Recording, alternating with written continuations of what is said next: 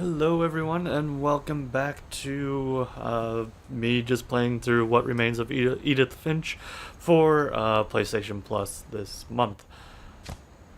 Uh, so far, this has been an extremely captivating story, and I honestly can't wait to continue playing through it.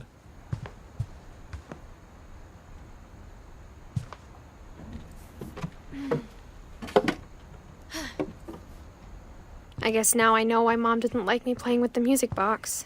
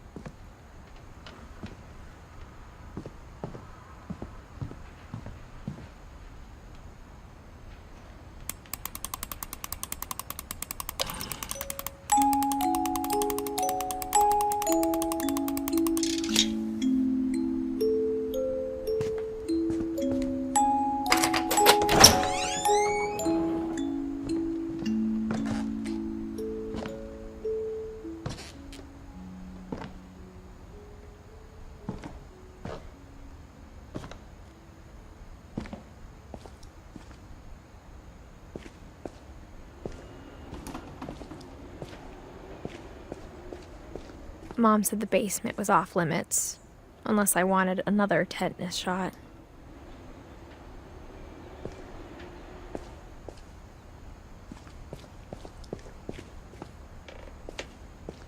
I saw Edie sneak down to the basement once, carrying packages. Oh, this is I terrifying. thought maybe she was hiding presents.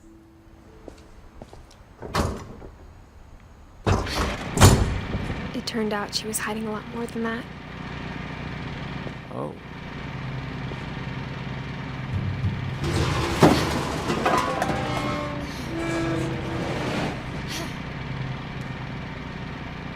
I remember asking Mom once about where Walter had gone. She said after Barbara died, he got as far away as he could. If there's a pattern in all these stories, I think it's that none of us has gotten very far.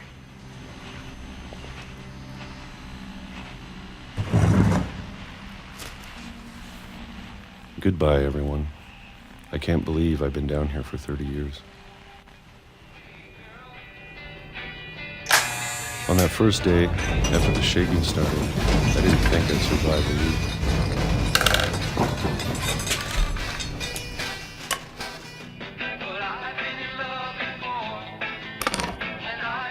But after a few days, I settled into a routine. That's what kept me sane. Having a schedule, living for today. I always expected to be dead tomorrow. But if you wait long enough, you get used to anything.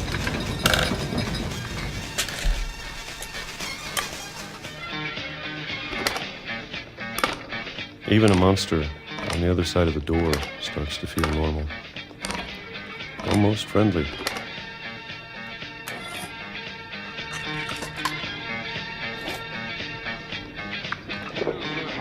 And then one day, everything just stopped. Whatever that thing was, it was gone. Maybe it got tired of waiting. Or maybe I just got tired of being afraid.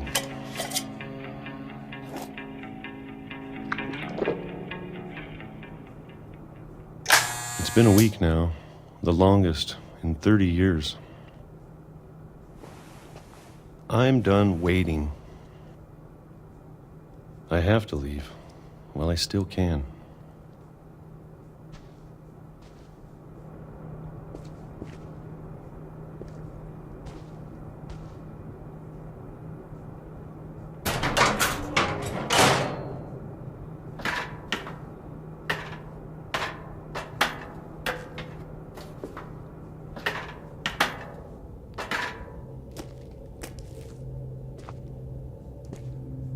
I know it's out there, somewhere.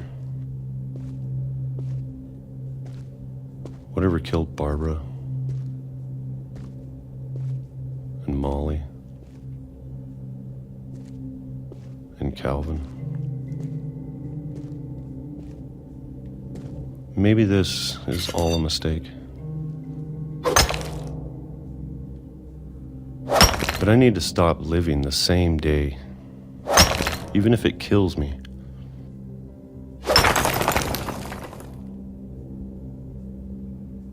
Whatever's out there, I want you to know I'm ready for it. I'm going to appreciate all of it, especially the food. I don't mind if I only have a year left, or a month, or a single week. I'd be happy with one new day. I can already imagine the sun on my face.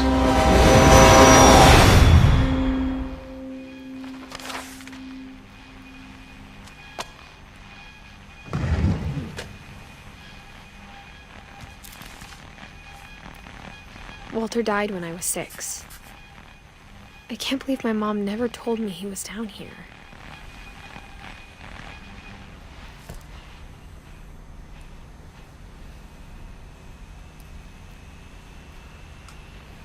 I'm sure my mom was trying to protect me.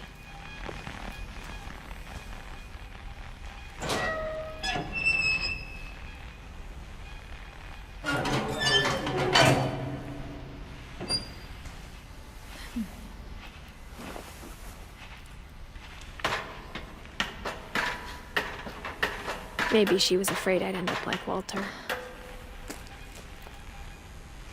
But if she never told me about an uncle under the house, I can only imagine what else she was hiding.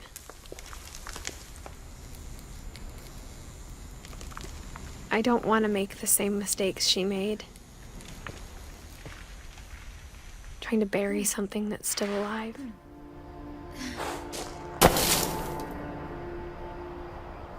Now that there's only one of us left, or maybe 2, I thought it was time I heard the stories for myself and found out what happened to everyone else. But now I'm worried the stories themselves might be the problem. Maybe we believed so much in a family curse, we made it real.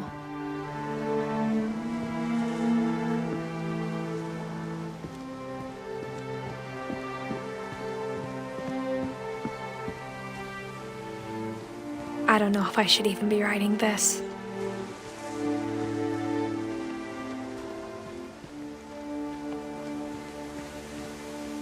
Maybe it'd be better if all this just died with me.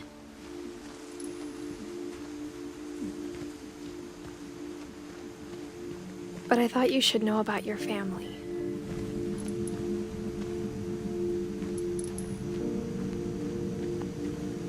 And the history you're a part of.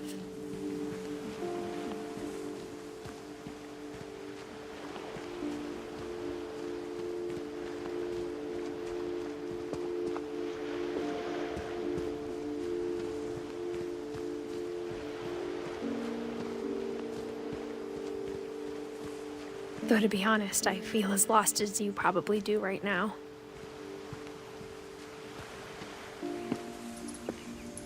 I think the people in these stories believed them, for what that's worth.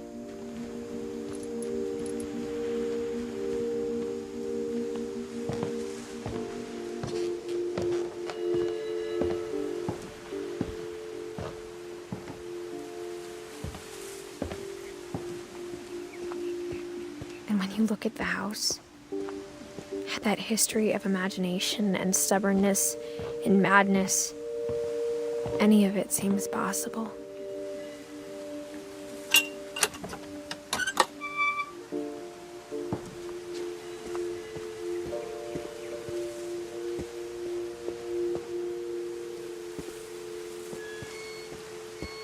I think we've been surrounded by death for so long, we've just gotten used to it.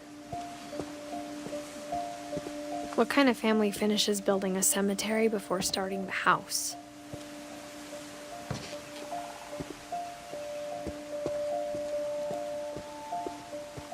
It's embarrassing for me to admit this, but the pet cemetery made me more uncomfortable than the human one. 3 of the gerbils were mine, and 2 had been my fault.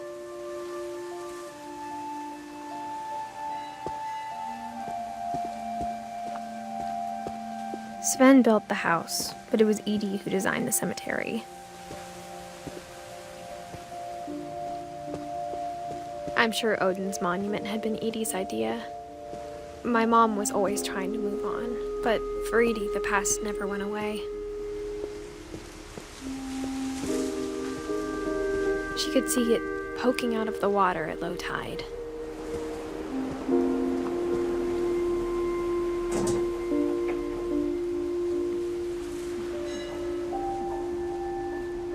Edie said she dreamed about the old house every night.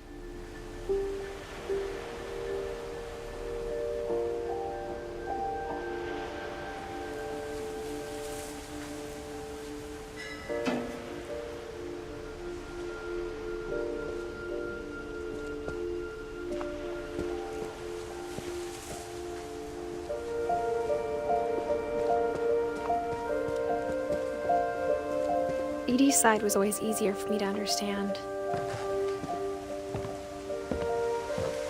But the older I get, the more I can see where my mom was coming from.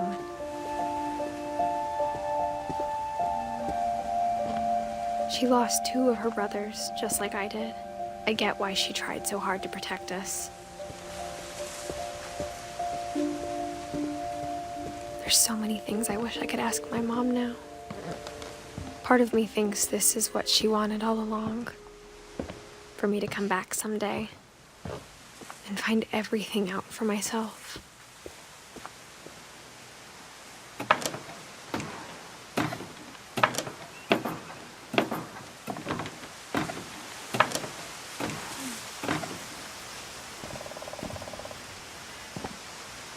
But looking back on it now, if she told me there was going to be so much climbing, I never would have come when I was 22 weeks pregnant.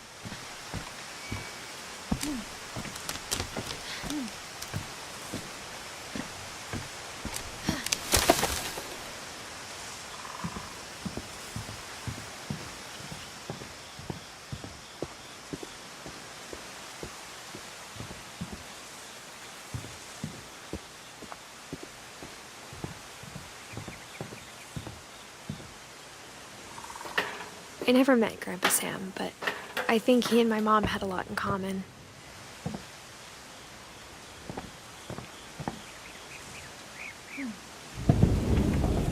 They were both pretty intense. Sam spent his life shooting photos, but Mom said he got nervous being in front of the camera. I guess we're all afraid of something.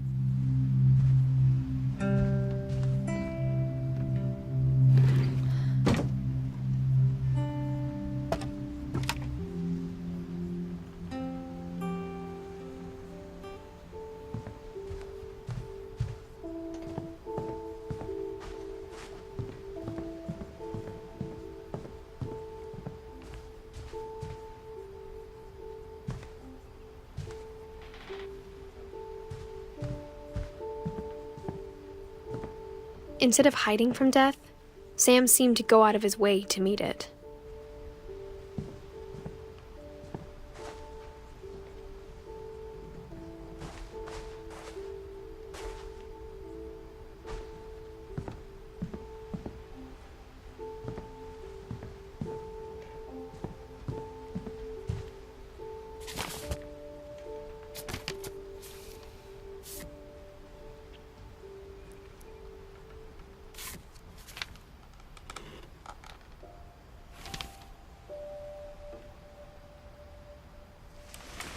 Dawn, I promise, you'll never forget this weekend.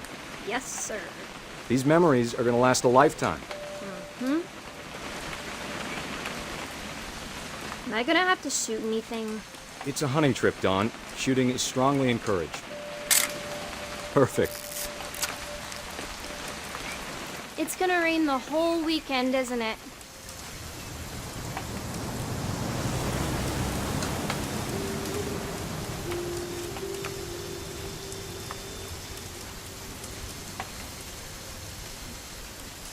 I will never forget this weekend, Dad. That's the spirit. Okay, got it. I'm gonna take some pictures, okay? Just be careful. That camera's older than you are.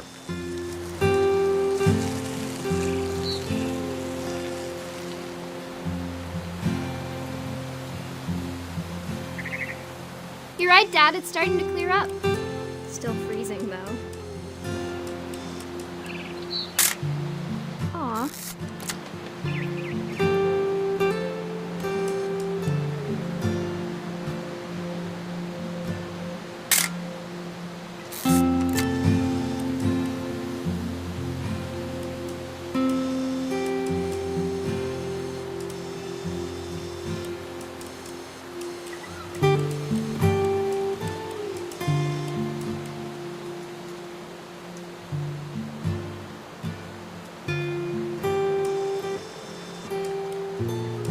Definitely should not have drunk all that coffee. Hold still while I take a picture of you. I definitely won't be moving. Are you done yet? Hey! That's a keeper. Nothing quite like being outside. I'm just saying, I'm not always gonna be here, Don. You'll need to remember this stuff, if you want to survive. I'll be fine, Dad. You know who else thought he was gonna be fine? Some guy who died. Don, Dad! Good eyes, Don.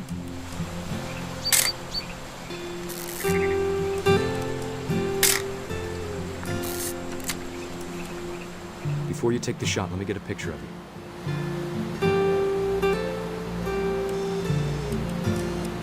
Dad, I... Just breathe. Turn off your imagination.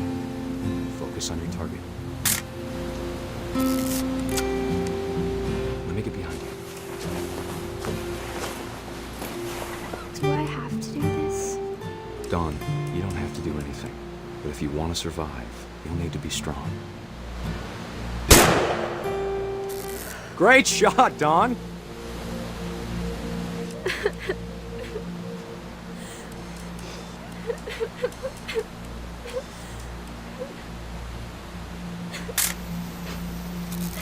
I'm proud of you, Don. Always remember that, okay?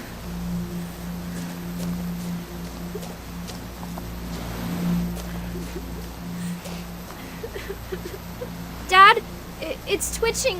I think That's it's totally some- normal, Don. Just focus on the camera. Try not to think about— Dad!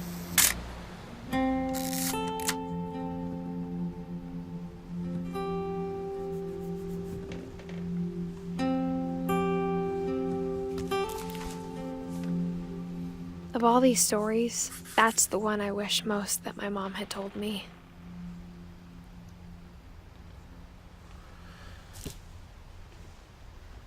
This is just tragic.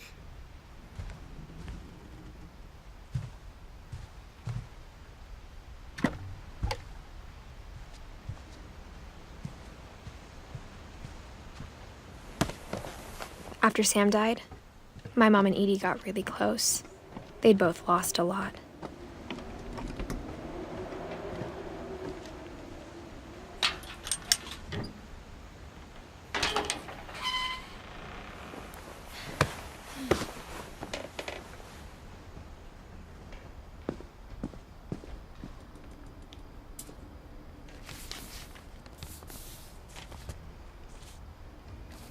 Dear Kay, do you remember the way Gregory used to laugh when he thought he was alone? Like something funny was happening, but only he could see it.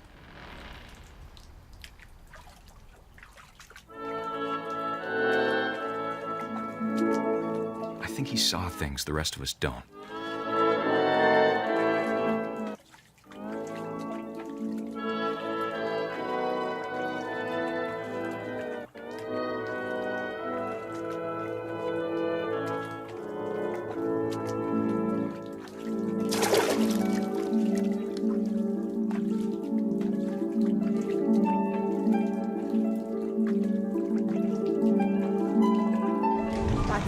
Gregory, it's time to...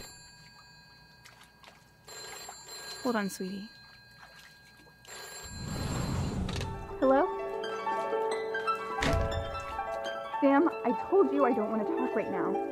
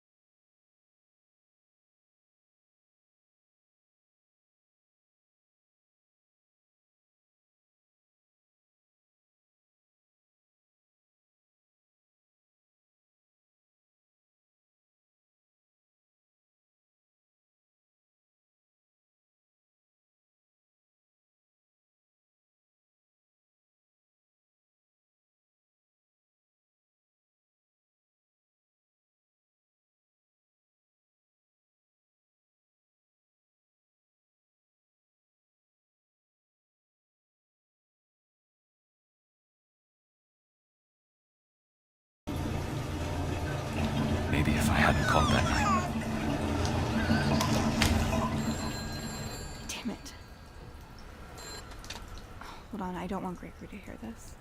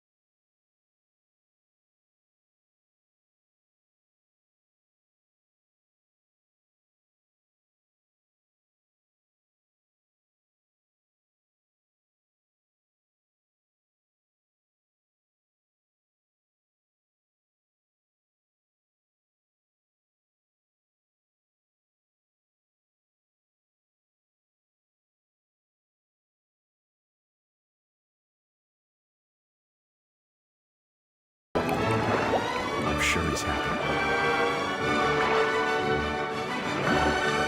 And he'd want you to be happy too. Good luck, Kay. Love, Sam.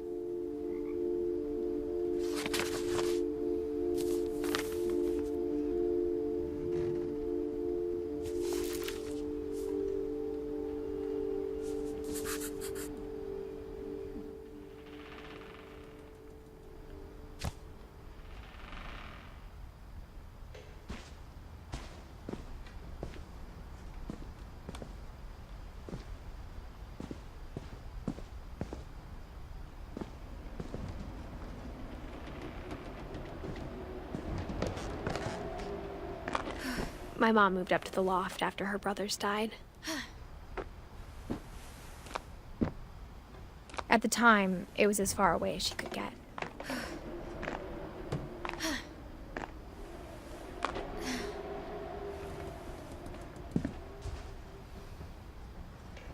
Religion was another thing my mom never talked about, but I think it helped her a lot after her dad died.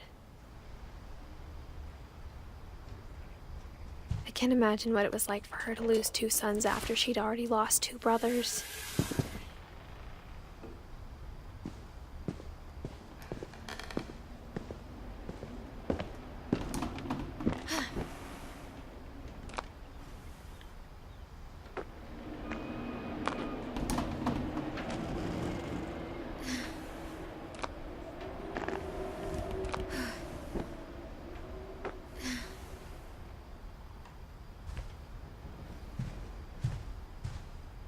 She spent a summer building houses in Calcutta, where she met my dad, Sanjay.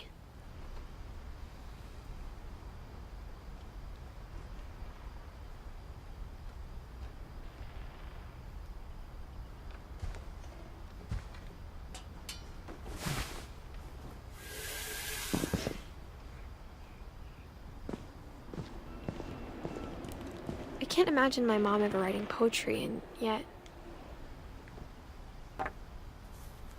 A poem for Gus, who always said the wedding was a bad idea. Our father never hit us kids, at least not very hard, before the day my brother said with teenage disregard that he'd be dead before he'd see a wedding in our yard.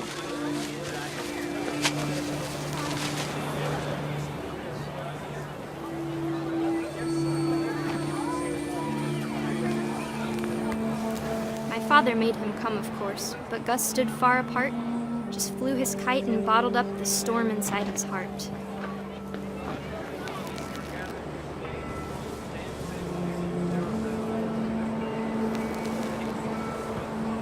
I tried to talk him out of it, but though he'd never met her, "We don't need a stepmom," were the words that I now pronounce you husband and wife. You may kiss the bride.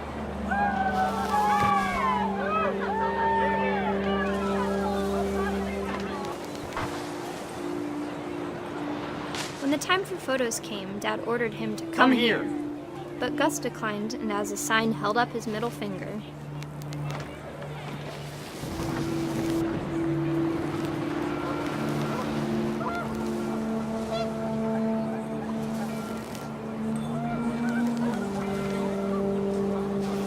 The wind picked up, and panicked geese appeared and quickly went.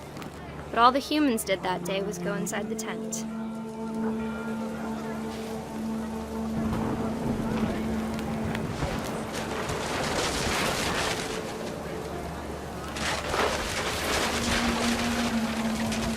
Rain came down in buckets then, but no one seemed afraid that nature might destroy the tent our dad had crudely made.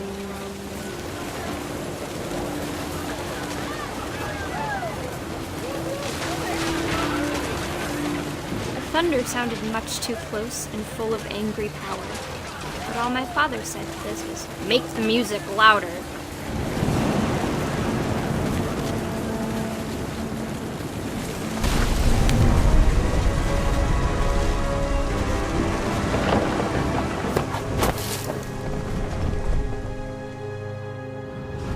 I wish that I could truly say I thought about you on that day. Out there on the beach alone, just you, the wind, the sea, and foam. But I didn't, until we found you.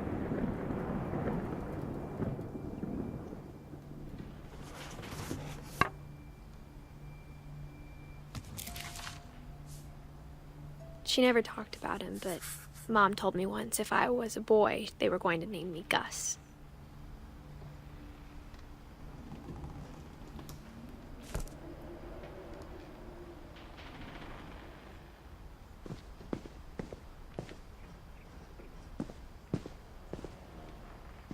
This is so weird.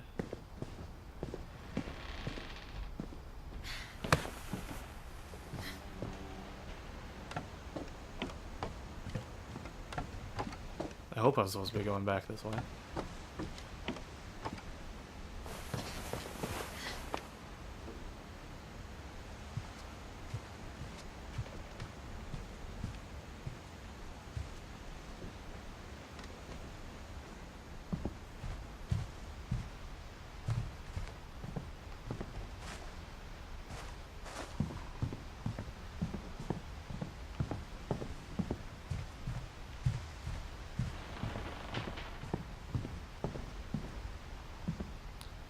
Yeah, I don't think I'm supposed to be going this way.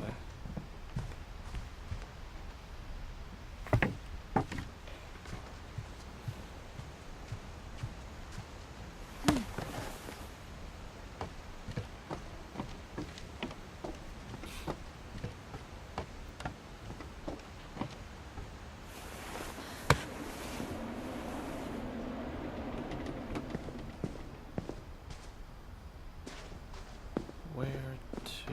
Where to? don't think there was anything else up there. Hmm.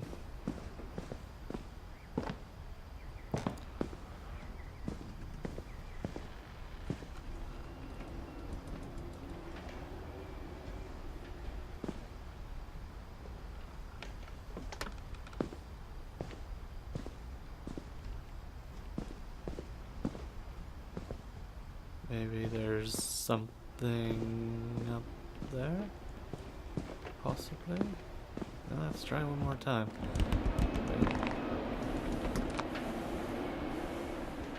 Can we go out here?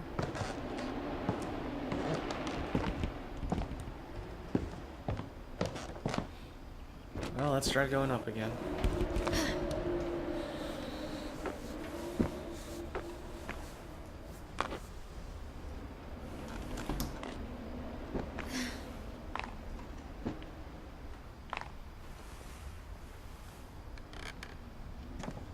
Yeah, nope.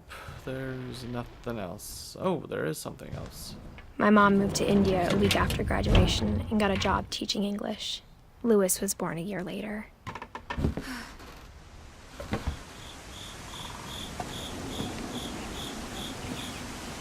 When my dad died, I don't think Mom knew where else to go. I'm sure Edie was happy to have her back.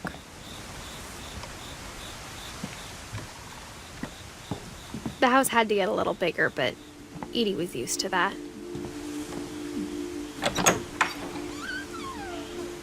And for a while, things were good. Almost normal. But it didn't last.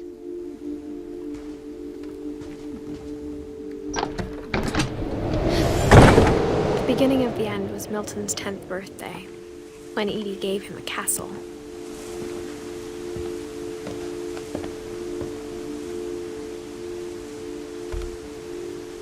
After Milton disappeared, the only thing he left behind was a room full of paintings.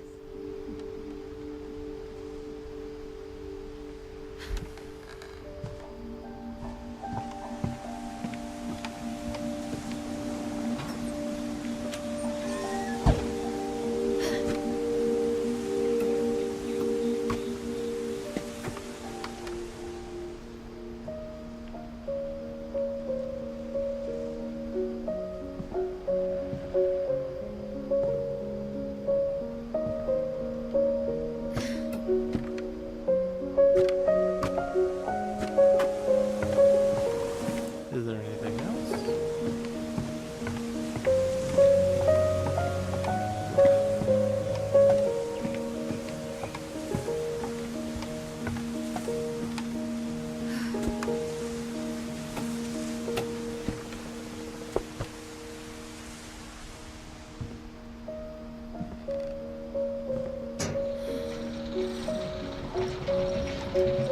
Oh, that's cool.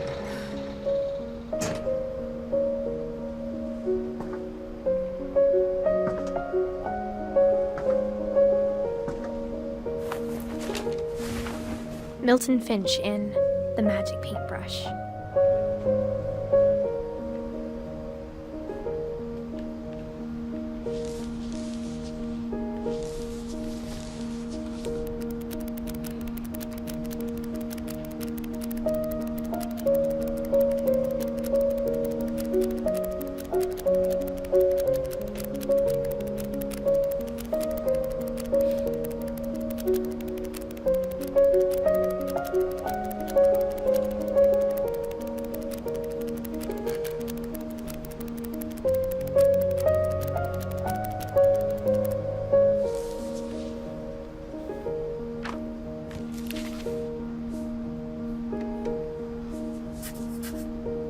I was 4 when Milton disappeared.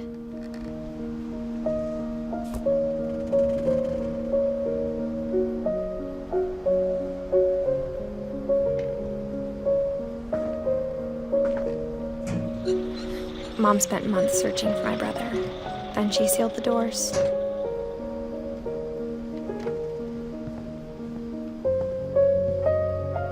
Whatever Milton had found in the house, Mom didn't want it getting out.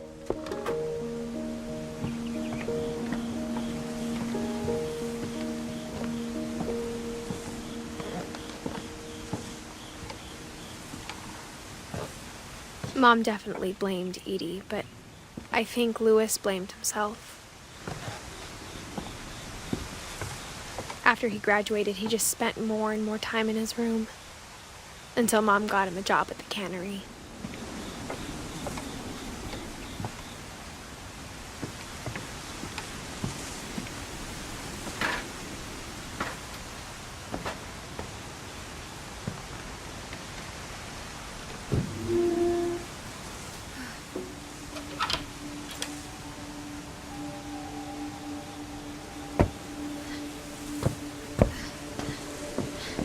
Louis's room smelled very, very familiar. That part of him lived on.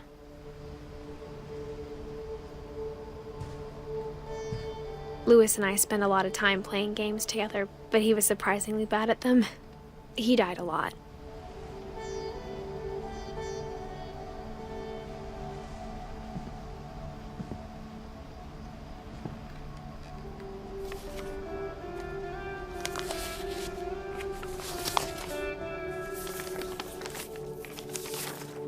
Dear Mrs. Finch, as Lewis's psychiatrist, I can understand your desire for an explanation. As I see it, the trouble began in January, shortly after we convinced your son to seek treatment for substance abuse. Newly sober, I believe Lewis first noticed the monotony of his daily life.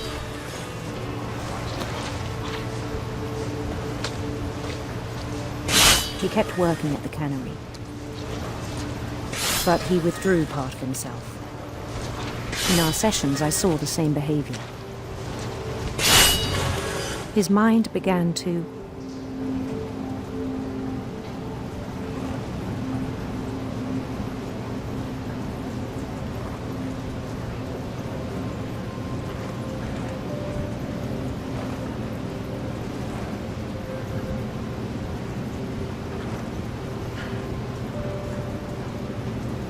wander.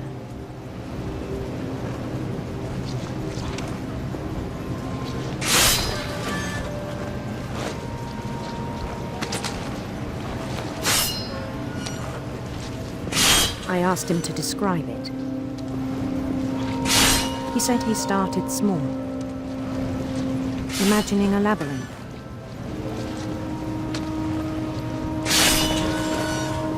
He'd feel his way about. Then something moved. Bats.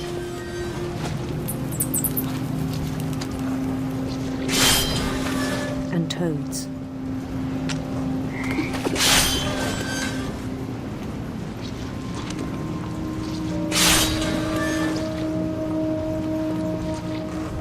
And things that have not names.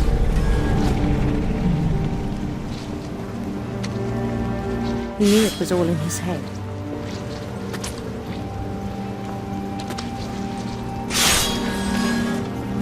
But he took it very seriously. I had hoped he'd find himself.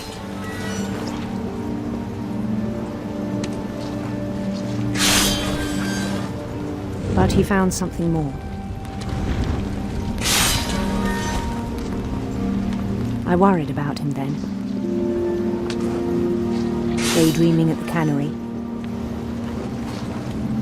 I spoke with his boss. But he said Lewis had become a model employee. Methodical, tireless, focused. Like a whole new Lewis. So I let him go on.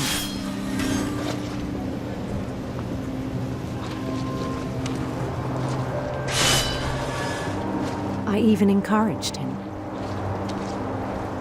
It seemed very promising at first. He told me he'd made a new friend.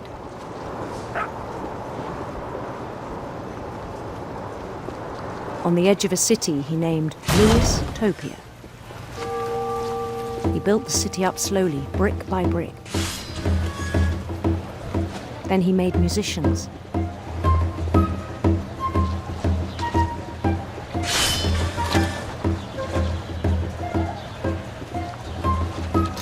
And songs for them to play.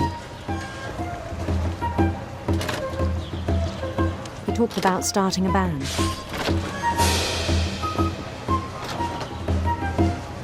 And he was always humming something. Every day his imagination grew stronger. He no longer spoke at the cannery, but his chopping was as reliable as ever. Then one day it struck him that all the cheering crowds, even the stones under his feet, were all in his imagination, so he could do whatever he wished.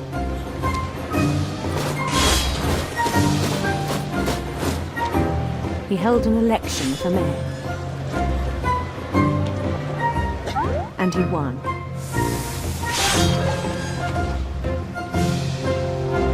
They begged him to stay, but his mind was already wandering.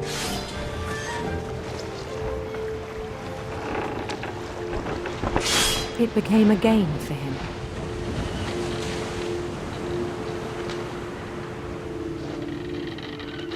He'd conquer a city, then immediately push on.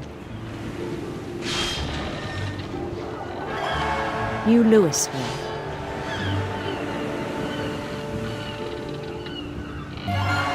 St. Louis. He started drifting away from our reality.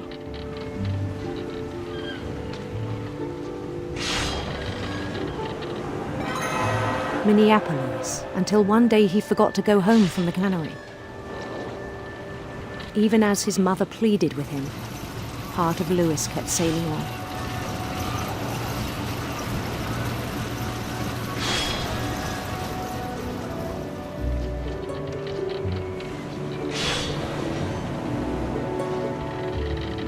In Louisburg, he heard rumors of a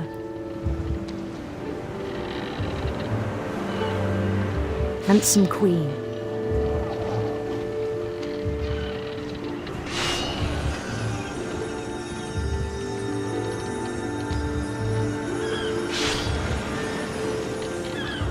The queen was on her own quest for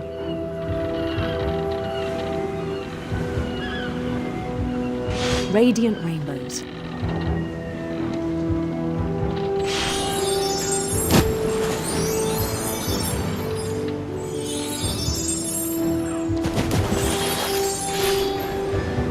He followed the sound of her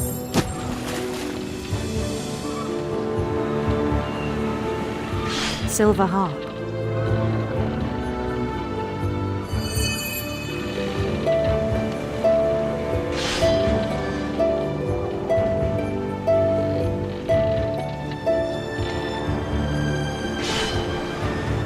His chase led him to a golden palace east of the sun and west of the moon.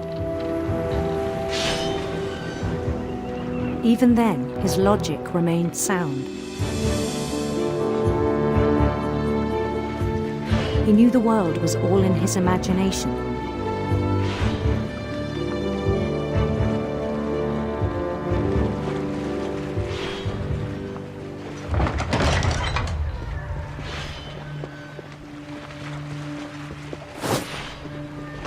But he was so proud of having created it. In his own eyes, he'd become something greater than a king.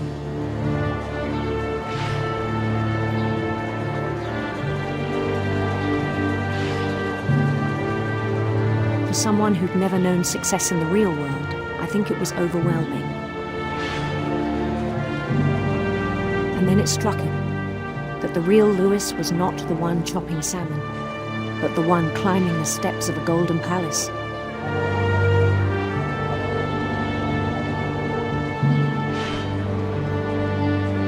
My imagination is as real as my body, he told me.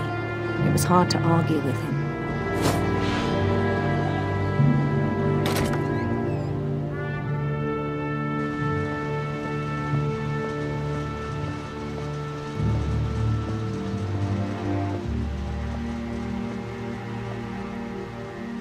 He began to forget the world we know.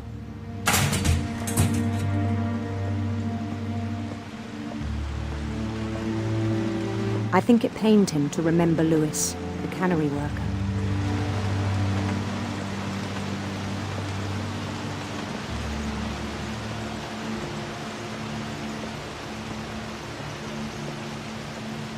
He began to despise the man with a royal contempt.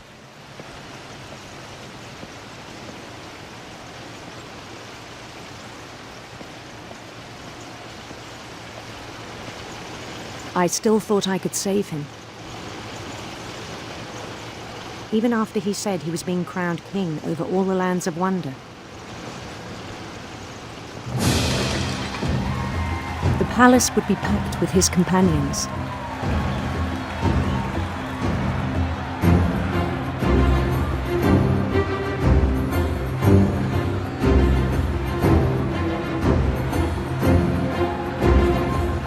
Including the wise Calico who'd insisted on inviting him.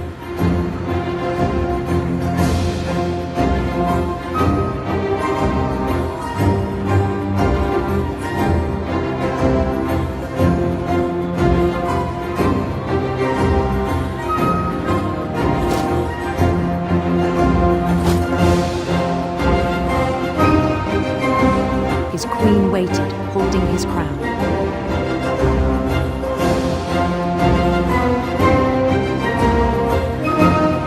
There was only one thing left to do.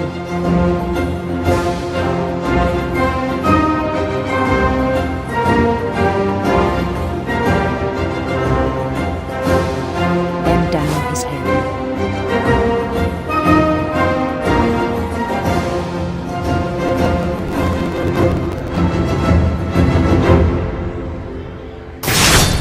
And the rest I think you know.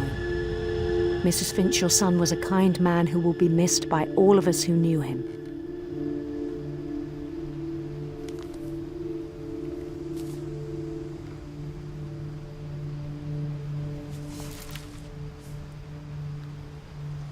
My brother was really cool. I wish you could have met him.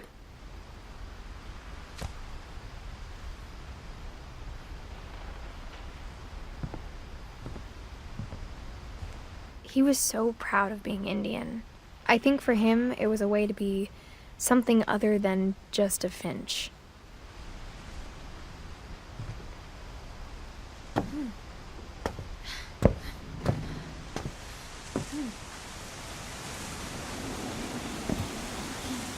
No, no.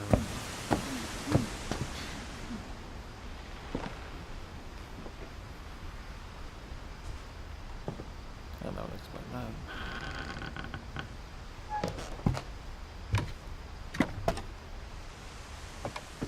On the way back from Lewis's funeral, my mom told me to start packing. She waited until the day before we left to tell Edie. I'm not sure if she wanted to make it easier or harder.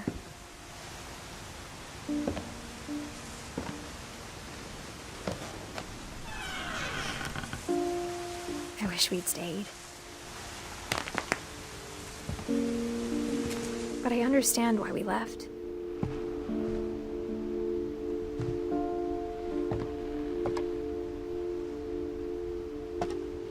What happened that night had been coming for a long time. Maybe it should have come sooner.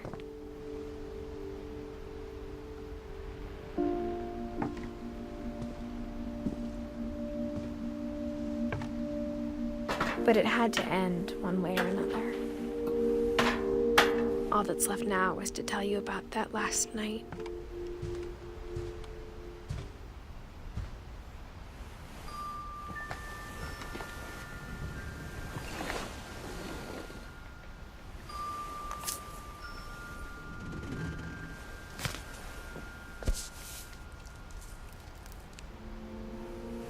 That whole last day, Edie just watched us pack and didn't say a word. Until supper, when she raised her glass and said, "To our final night together, and all our final nights apart." Grandma, you know what I said about alcohol. Some of your medications are very Edith, specific. I left a present for you in the hallway. Why don't you go open it? The grown-ups have to argue now. I'm sorry, you're right. We're all leaving tomorrow. Let's just enjoy our last... I'm not leaving. Edith, you're excused.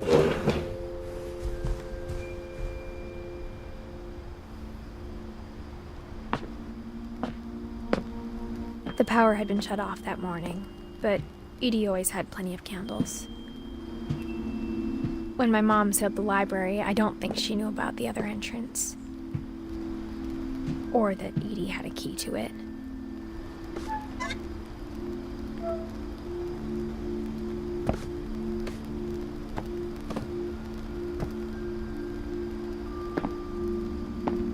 That thing you're afraid of isn't going to end when you leave the house. Edith has a right to know these stories. My children are dead because of your stories. I think it's best if Edith and I leave tonight. We'll have the nursing home send a van for you in the morning, okay?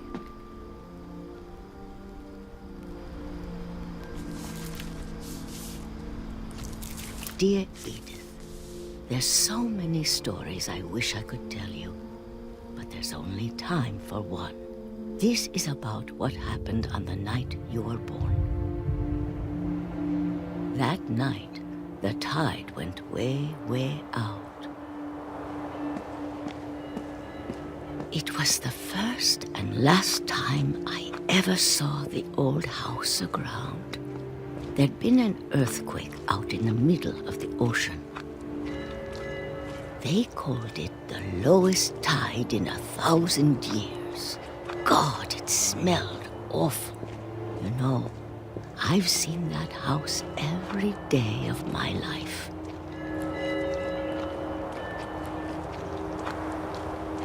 But I never thought I'd go back to it.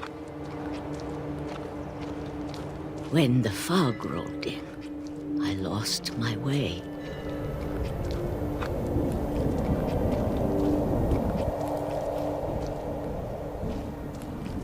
I got turned around.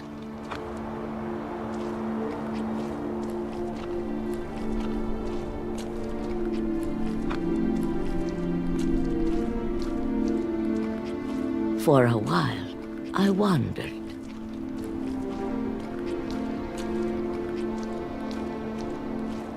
I started seeing things.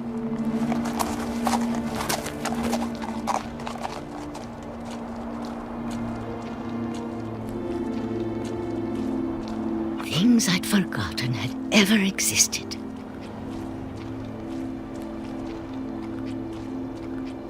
But when I saw them, they felt like old friends. That night, a lot of things came back to me. Or maybe I came back to them.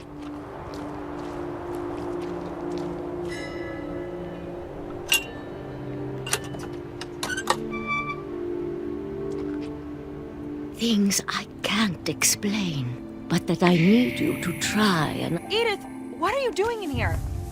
It's mine! Edith! Mom, you're gonna rip it! Let go! I kicked and screamed, but Mom dragged me to the car. I never saw Great-Grandma Edie again. The next morning, the van came to pick her up, but she was already gone. After that, we moved around a lot.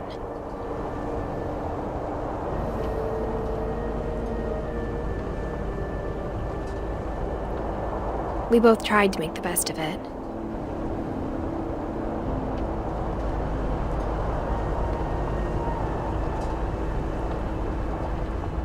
A few years went by.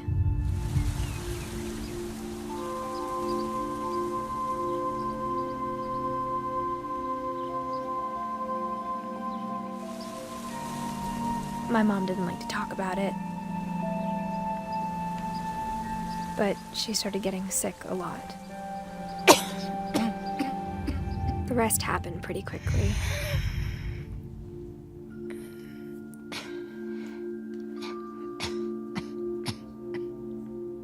She got better for a while, and then she didn't.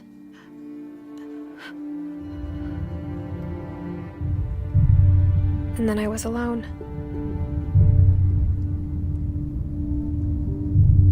The last Finch left alive.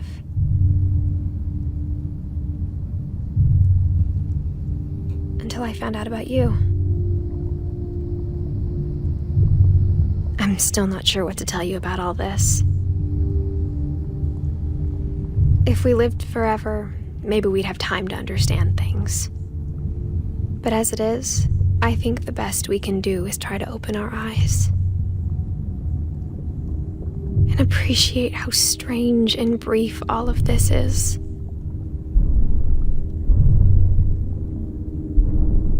This journal was supposed to be for you. But now I hope you'll never see it. I just want to meet you and tell you all these stories myself. But I guess if you're reading this now, things didn't work out that way.